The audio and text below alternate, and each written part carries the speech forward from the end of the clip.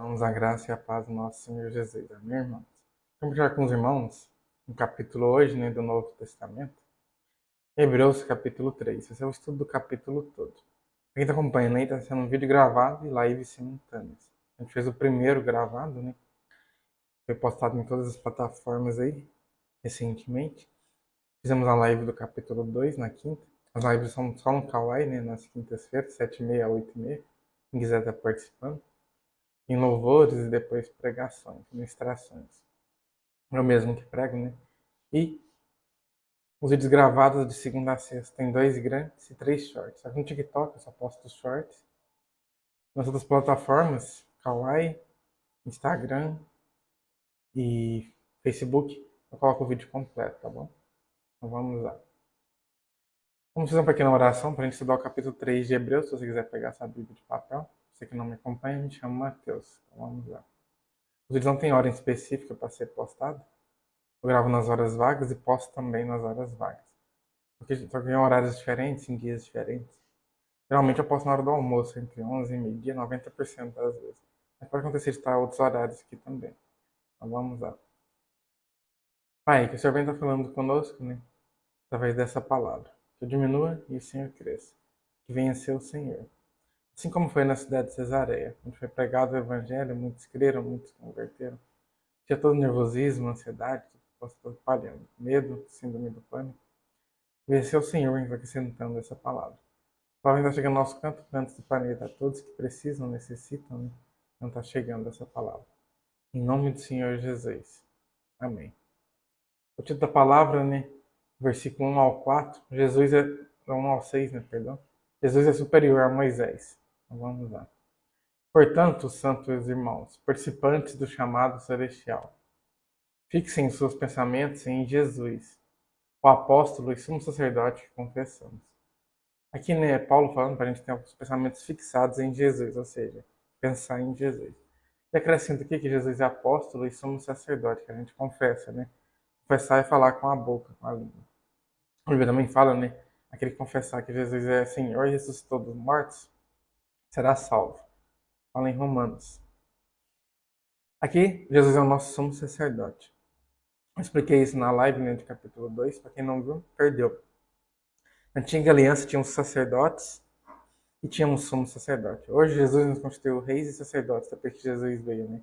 Fala no Apocalipse. Fala amém. Teve os reis também, né, no Antigo Testamento também. Tinha os sacerdotes também.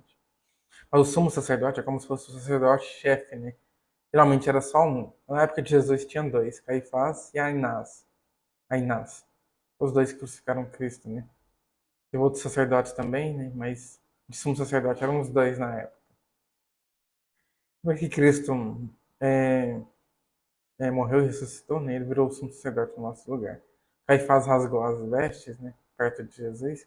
E na lei não poderia. Ele perderia aquele direito de sacerdote e passaria para outra pessoa, né? No caso, passou para Cristo. Ele cometeu um pecado ali da lei que não podia, né? Rasgar as vestes. O sumo sacerdote não podia. Só as outras pessoas, que realmente simbolizava a tristeza profunda. Jesus virou nosso sumo sacerdote. Nossas orações chegam ao Santo dos Santos são ouvidas por causa do sumo sacerdote, que é Cristo. Inclusive, ele rasgou o véu lá quando ele morreu na cruz, ele disse tetelestai no grego, né? Que significa está consumado, está cumprido, está pago. Na Bíblia de papel só está escrito está consumado, né? Na tradução. Mas no grego ele diz tetelestai. E depois disso rasgou o véu que dava acesso ao Santo dos Santos. Hoje a gente pode chegar com ousadia, né, a Deus, no Santo dos Santos. Inclusive a Bíblia fala, né, pra gente chegar com ousadia no trono da graça, no Santo dos Santos. Jesus é o nosso intercessor, nosso advogado. Ele é o nosso sumo sacerdote. Continuando aqui, né? Versículo 2. Ele foi fiel àquele que o havia constituído. Ele foi fiel a tudo que Deus tinha constituído. Assim como Moisés foi fiel em toda a casa de Deus. Assim como Moisés foi fiel, né, a Deus, Jesus também foi. Só que tem um detalhe, uma diferença. Moisés pecou, Jesus não. Jesus foi um que nunca pecou, nem sim ou não. Talvez Moisés tenha cometido pecados menores, mas ele não deixou de pecar, né? O que nunca pecou foi Cristo. Qualquer ser humano não pecou nem que seja uma vez na vida, né? Só Cristo que não. Vamos lá, versículo 3. Jesus foi considerado digno de maior glória do que Moisés. Então, Jesus foi considerado digno de maior glória do que Moisés. Ele é o próprio Deus encarnado. Entendendo, diz amém. Quem crê, diz amém.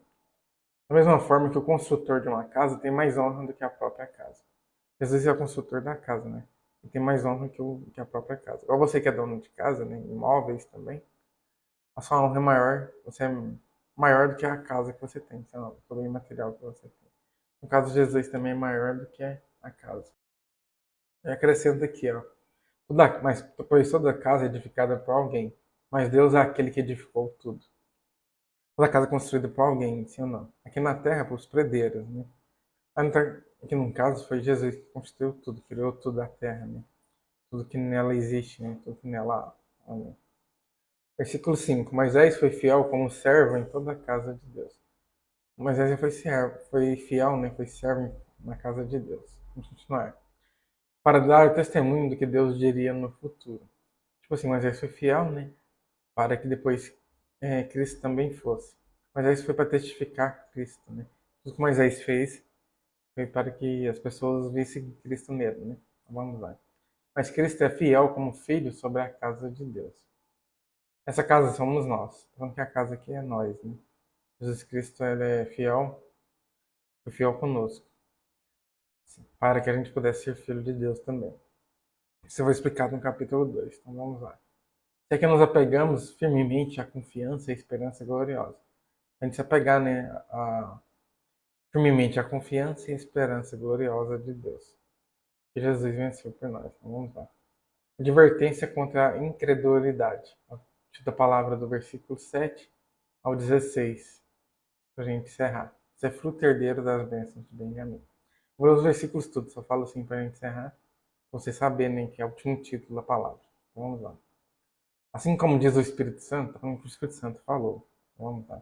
Hoje, se vocês ouvirem a sua voz, não endureçam o coração de vocês, como na rebelião, durante o tempo da provação do deserto. O Espírito Santo falando para a gente ouvir a voz de Deus, para a gente não deixar de ouvir, não endurecer o coração. Igual no tempo da rebelião, que foi o diabo, né, que se rebelou e caiu, mas seus anjos. Também faz a comparação do deserto também, que o povo no deserto não ouvia a Deus, né, não clamava a Deus. O Espírito Santo fazendo essa advertência para a gente ouvir e clamar ao Senhor. Entendendo? Diz amém. Quem crê toma posse. Versículo 9. Onde seus antepassados me tentaram. Os antepassados de Deus tentaram a Deus. Né? Eles não ouviram a voz de Deus, ficaram tentando a Deus. Provocando a Deus. Deus falava fazer uma coisa, eles faziam de outra de forma diferente. Com a intenção de provocar a Deus, tentar a Deus. Sabe? Então vamos lá. Pondo-me à prova, eles colocaram Deus à prova. A gente não tem que pôr Deus à prova. Já vi alguns pregadores falarem isso, né? Faz prova com Deus, coloca Deus na prova. Deus não gosta, né? A gente prova ele. Vamos lá. Apesar de terem visto o que eu fiz durante 40 anos. Eles viram tudo que Deus fez durante 40 anos, mesmo assim não quiseram obedecer a Deus, né? A voz de Deus, os ensinamentos do Senhor. Vou continuar. Versículo 10. Por esse motivo fiquei irado contra aquela geração e disse. Jesus ficou irado, né, contra aquela geração. Vamos ver o que ele disse. O seu coração está sempre se desviando. O coração daquelas pessoas estão sempre desviando. Porque tem muitas pessoas assim também, né? Então vamos lá. E eles não reconheceram os meus caminhos. Não reconheceram, né, os caminhos de Deus. Eles queriam andar pelos próprios deles, né? Em Provérbios fala, né, que há caminhos que para o homem parecem bons, mas o fim leva à morte. Caminhos para você parecem até bom, mas no final leva à morte. Você sempre trilhe os caminhos de Deus e não os seus próprios. Né?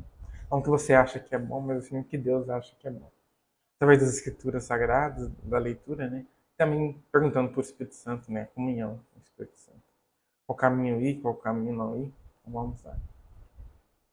Por isso jurei na minha ira, versículo 11. Jamais entrarão no meu descanso. As pessoas jamais vão entrar no descanso de Deus. Né? Não é só o descanso do sábado sabático, não. Mas, no Antigo Testamento, um princípio do descanso. A pessoa descansar também. Não precisa ser o sábado. Na época da lei tinha que ser o sábado. Mas antes da lei já tinha um descanso na Bíblia. Que era qualquer dia. Qualquer momento, qualquer hora. A gente também tem que descansar, sim ou não. Essas pessoas não iriam descansar. Deus não iria permitir. Isso é uma punição do pecado delas. Então, vamos lá. Versículo 12. Cuidado, irmãos, para que nenhum de vocês tenha coração perverso e incrédulo, que se afaste do Deus vivo. As pessoas tinham, né? Aquelas pessoas tinham um coração incrédulo e perverso. Duas coisas que Deus não gosta, né? Incredulidade, que é falta de fé, coração perverso para fazer maldade. São duas coisas que Deus não gosta e que as pessoas tinham. Vamos continuar. Versículo 13. Ao contrário, encorajem uns aos outros todos os dias, para vocês falando que Deus quer que a gente faça, encorajar uns aos outros. Tipo assim, a pessoa tá lá embaixo, se levantar, né? Encorajar. Vai dar certo, né? É assim que se faz. Fica com pessoas assim, né? Durante o tempo que se chama hoje. Tipo assim, encorajar hoje, né? Não, por exemplo, a pessoa passar um momento difícil, não espera para amanhã para encorajar. Encoraja hoje mesmo. Vamos lá. A fim, a fim que nenhum de vocês seja endurecido pelo engano do pecado. Então também, né, para encorajar as pessoas todos os dias, né? Para que essas pessoas não sejam endurecidas pelo engano do pecado. Tipo assim, o pecado traz consequências, traz mortes, né? A Bíblia mesmo fala que o salário do pecado é a morte. No caso, aquelas pessoas estavam incrédulas e também estavam com o coração perverso, estavam em pecado. Então, é o seguinte, para a gente encorajar outras pessoas, para a gente não cair nesse mesmo pecado deles. Né? Então, vamos lá. Pois temos sido participantes de Cristo, somos participantes de Cristo. A gente não deve ser mal com os outros, né? Nem incrédulos também. Deus detesta esses dois pecados. Então, vamos continuar. Se nos apegarmos até o fim à confiança que tivemos no princípio, tipo assim que a gente converte, a gente tem aquela fé, não é? Para a gente continuar com essa mesma fé. Continuar essa pegada em Cristo também, igual a gente ficou no começo do primeiro amor. Versículo 15. Por isso é que se diz: hoje, se vocês ouvirem a sua voz, não endureçam o coração de vocês, como na rebelião. Então, é o seguinte, se a gente ouvir a voz de Deus, a gente não endurecer o coração. A gente continuar servindo ao Senhor, né? A Cristo, de todo o nosso coração. Corpo, alma, entendimento, é o que diz a Bíblia, né? Então, vamos lá. A gente vê a Deus de coração, alma e entendimento. Versículo 16. Quem foram os que ouviram e se rebelaram? Isso é uma pergunta. Está perguntando para eles, né? Outra pergunta. Não foram todos os que Moisés tirou do Egito? É outra pergunta. Está afirmando, né, que as pessoas que rebelou contra Deus foram as pessoas que Moisés retirou do Egito. Estavam sendo ingratas, né? Deus mesmo afirmou que eles viram vários milagres e maravilhas durante 40 anos, e mesmo assim se rebelaram contra Deus. Vamos continuar aqui e ver o que acontece. Outra pergunta agora. Não foi contra aqueles que pecaram cujos corpos caíram no deserto? É uma pergunta. Tipo assim, eles pecaram, né? Por isso que os corpos deles morreram no deserto. Por isso que eles morreram no deserto. Eles não entraram na terra prometida por causa da incredulidade, né? E o coração perverso, fazendo maldade para outras pessoas. Alguns capítulos mais para frente, de Hebreus também, o Antigo Testamento também fala, por causa da murmuração também. Mais para frente vai falar isso em alguns capítulos de Hebreus. Outra pergunta aqui. Não foi aqueles que foram desobedientes? Eles foram desobedientes a Deus, porque eles morreram no deserto também. Eles mandavam fazer uma coisa e eles faziam o contrário. Eles também tinham um coração perverso também, né? E a incredulidade. E outros capítulos mais para frente falam que é pela falta de fé também. Juntando tudo isso é porque eles não entraram na terra prometida por isso, né? Só Josué, Caleb e os menores de 25 anos também que entraram. Deus permitiu que os menores de 25 anos entrassem para que todas as tribos fossem preservadas, né? Que Josué era da tribo de José, nenhuma das duas, que José tinha duas, Manassés e Efraim. José era de Manassés. E Caleb era da tribo de Judá. Para que as outras tribos também tivessem descendentes, Deus permitiu que os menores de 25 anos entrassem. Mas os adultos morreram. Provavelmente eles moraram menos, né? Os jovens. Dois nem moraram também, né? Então vamos lá. Versículo 19. Vemos assim que não puderam entrar por causa da incredulidade. Aqui está afirmando que eles não entraram na terra prometida, né? Por causa da incredulidade. O pecado da murmuração atrapalhou também? Atrapalhou também. Mas o principal motivo, né? É a falta de fé. Eles não creram que ia entrar na terra. Deus prometeu, eles não creram. Uma coisa é chegar para você e falar assim: é que uma BMW, né? Toma a chave dela. BMW é um dos melhores carros do mundo, do planeta, assim ou não. Fala assim: é sua, só você buscar na concessionária, né? Tá no seu nome aqui os papéis, já assinei os papéis, tá tudo provado que é seu. Mas você não acredita mesmo assim. Não vai pegar. Você não tomou posse da herança, né? Da bênção. O povo não entrou por isso, porque eles não creram, né? Se Deus é Deus que é perfeito, fica triste, não gosta quando a gente não crê nele, né? Imagina a gente que é ser humano, né? A gente conta alguma coisa, a pessoa não acredita, a gente fica triste, não. Mas, imagina Deus. E a Bíblia fala, né, que Deus odeia, né, a, a falta de fé. Eu esqueci a palavra certinha que tá na Bíblia, mas Deus não gosta, né, da falta de fé. Então é isso, né? Te espero nos próximos vídeos, nesse mesmo horário, nesse mesmo canal. Deus te abençoe.